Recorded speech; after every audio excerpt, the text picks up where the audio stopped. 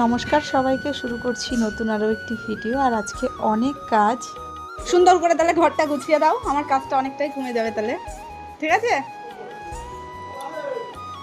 তো সকাল সকাল ঘর দুয়ার সুন্দর করে গুছিয়ে নিয়ে শুরু করলাম আজকের দিনটি।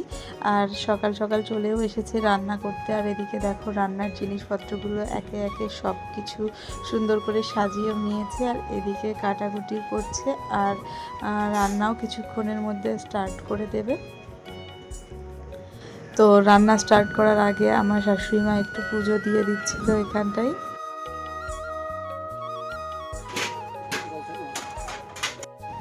আর বর্ষাকালের অনুষ্ঠান হলে যেটা হয় আর কি, খুবই বৃষ্টি হচ্ছিল আজকে সারাটা দিনই, ভীষণ বৃষ্টি।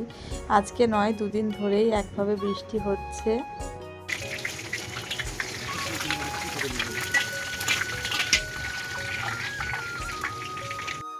সবার ফার্স্টে পাঁপড় ভাজা দিয়ে স্টার্ট করেছিল রান্নাটা। আর তারপর একে একে সমস্ত কিছু ভাজা করে নিচ্ছিল। আর এখন চলছে মাছ ভাজা।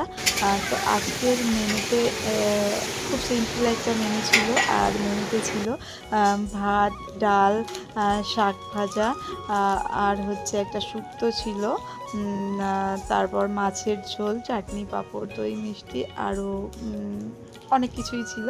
তো সন্ধে হয়ে গেছে এদিকে। আর আমাদের যারা গেস্ট ছিল আর কি, এই যে ভাই, তারপর বোন, কাকিমা সবাই চলে এসেছিল। আর যাদেরকে ইনভাইট করা ছিল তারাও সবাই চলে এসেছিল। আর অনেক ব্যস্ততার মধ্যেই আমি ছিলাম সারাটা দিন, আর সেভাবে ভিডিও ক্লিপও নিতে পেরেছিলাম না। তো পরিবেশনায় কি ক্যাটারিং এর নাম তোমাদের বলো একটু। তো ক্যাটারিংয়ের নাম তো শুনে নিলে তোমরা, খুব ভালো পরিবেশন করে ওরাও। আর তারপর দেখো আজকে ভাদ্র মাসের শেষ। তো আমি যেহেতু ভাদ্র মাসের শুরুটা ওই বাড়িতে ছিলাম, যে কারণে আমাকে আজকে রাত্রেই চলে যেতে হবে বাপের বাড়ি। তো সেজন্য আমি একটু তাড়াতাড়ি আজকে খাওয়া দাওয়া করে নিলাম। রান্না কেমন হয়েছে সুপ্রিয়া? খুব সুন্দর হয়েছে না বাসা? তুই বল কিছু। ভালো লেগেছে।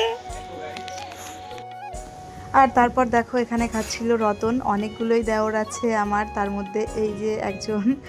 আর এদিকে সবাই বসেছিল খেতে। খাওয়া দাওয়া প্রায় শেষের দিকে। অনেকটাই রাত হয়ে গেছে। আর আজকে আমি রাত 12টার আগেই চলে যাব ওই বাড়িতে, সেই জন্য গুছিয়ে নিয়েছিলাম আমি। আর দেখো একদম গোছানো কমপ্লিট। বাপের বাড়ি কাছে হলে যা হয়, এই যে নাইটি পরেই চলে যাব এখন বাড়িতে। তো ভিডিওটি কেমন লাগলো তোমাদের সবাই অবশ্যই কমেন্টস করে জানিও। আজকের মতো এই পর্যন্তই থাকছে, টাটা।